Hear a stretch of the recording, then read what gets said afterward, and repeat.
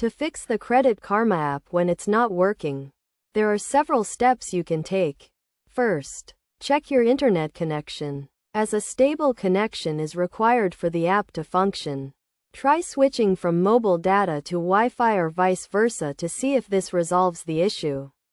If the problem persists, go to the App Store, search for Credit Karma, and ensure that the app is updated to the latest version, as outdated versions can restrict certain features and cause the app to malfunction.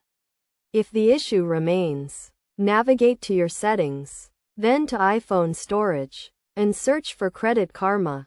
From there, select the Offload app option and then reinstall the app. In most cases, this should resolve the problem.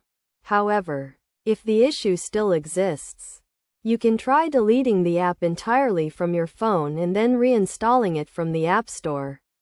By following these steps, you should be able to fix the Credit Karma app and have it working properly again.